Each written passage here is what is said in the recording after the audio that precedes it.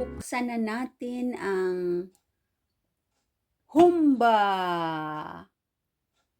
Mainit-init pa. Ayan.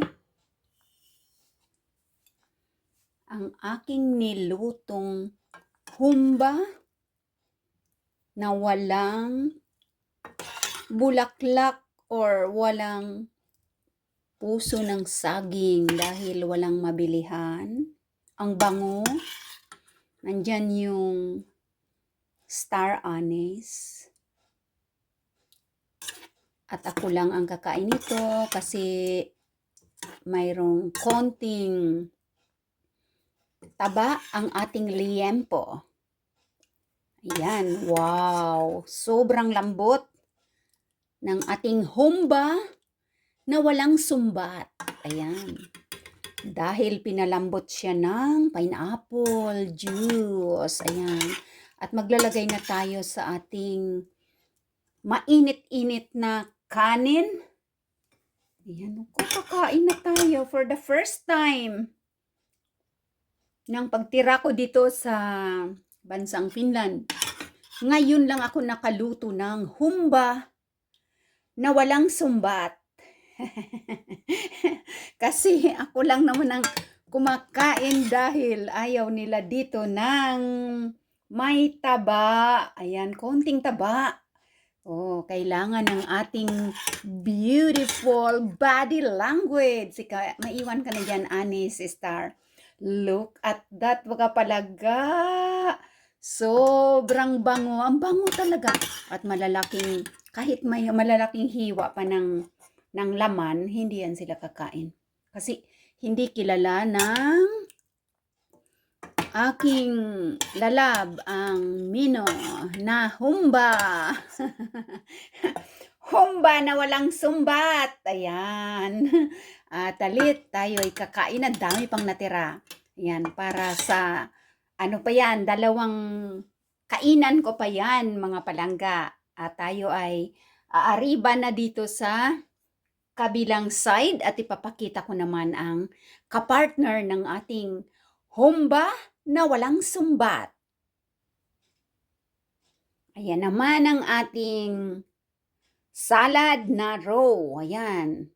Kasi hindi kinakailangan na lutuin pa ang mga ganitong kagulayan dahil para hindi na mabawasan ang vitamins nila, o di ba? Ito ang rucola, tawagin dito. Super delicious. Yan, napakaraming benefit sa ating body language. At syempre ang matamis na paprika. Ayan, maraming mga benefits yan sa ating body language. At syempre ang ating crispy na first class na pipino. Made or grow in Finland. Ayan, quality. At syempre, ang ating humba-humba na walang sumbat. Masarap. Ayan. At meron tayong persimmon. Ang dami-daming persimmon dito. Ayan. Pag ganitong pa-Christmas season, napakamura ng persimmon dito per kilo. Ayan, bali, imported yan from ibang bansa. Kasi hindi naman yan mabubuhay dito. At syempre, meron tayong panghimagas. Ayan. O, pag ano lang gustong kumain, napakaraming panghimagas dito. At syempre mayroon pa ako ditong hindi pa nakakain hanggang ngayon. Ayan, binili kahapon, mga palangga. Super delicious din ito. Ang tawag dito ay nakipilo. Ayan, nakipilo. Ay, dalawa ito eh. Kinain ko na kahapon ang isa. So, ayan ang ating nakipilo. Oh. Ayan, may ano dyan, may mahabang sausage dyan sa loob. Ayan, cut natin para makita ninyo. Kumusta ang inyong mga, dali, tayo ay kukuha ng ating kutsilyo para masyadong malaki kasi kaya hindi kaagad na uubos. So, here we go. Yan ang nakipilo. So, mayroon niyang mustard. Ayan, may mustard yan sa loob at saka may malaking sausage. Ayan. Ito yung binabaon ko sa aking work. Kasi easy to eat at saka masarap na, nakakabusog na. Ang laki. O, sa isang snack, ito, kaputol. Tapos sunod na break, kaputol ulit. Ayan. Kasi malaki. Mayroon din itong maliliit na size. Ayan. So, ito ang nakipilo. Sarap yan. Ayan. At lantakan na natin itong ating humba na walang sumbat. At ang ating maiinom, ay meron tayo ditong iba't ibang klase.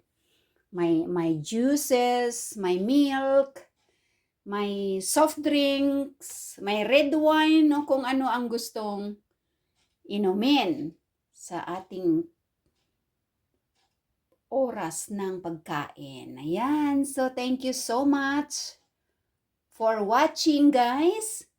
And I hope you enjoy also your humba na walang sumbat. Ayan. So, let's go. Kakain na tayo and enjoy. Thank you so much.